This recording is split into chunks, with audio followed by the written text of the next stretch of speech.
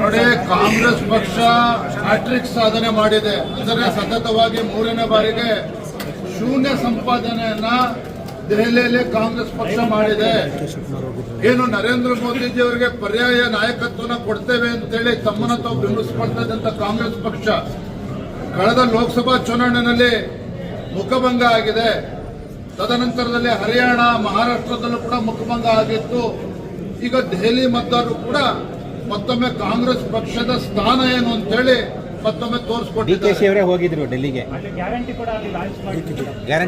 ಗ್ಯಾರಂಟಿಗಳೆಲ್ಲವೂ ಕೂಡ ತಾತ್ಕಾಲಿಕ. ಇವತ್ತು ರಾಜ್ಯದಲ್ಲೇ ನೋಡ್ತಾ ಇದ್ದೀರಿ, ಮೈಕ್ರೋ ಫೈನಾನ್ಸ್ ಇಂದ ಯಾವ ರೀತಿ ಆತ್ಮಹತ್ಯೆ ಮಾಡಿಕೊಳ್ತಿದ್ದಾರೆ ನೋಡ್ತಾ ಇದ್ದೀರಿ. ರಾಜ್ಯದ ಪರಿಸ್ಥಿತಿ ಏನಾಗಿದೆ ನೋಡಿದ್ದೀರಿ. ಈ ಗ್ಯಾರಂಟಿಗಳು ಎಲ್ಲವೂ ಕೂಡ ತಾತ್ಕಾಲಿಕ. ಈ ದೇಶದ ಅಭಿವೃದ್ಧಿಯ ದೃಷ್ಟಿಯಿಂದ ಇವತ್ತು ಪ್ರಬುದ್ಧ ಮತದಾರರು ಅರ್ಥ ಮಾಡಿಕೊಂಡಿದ್ದಾರೆ.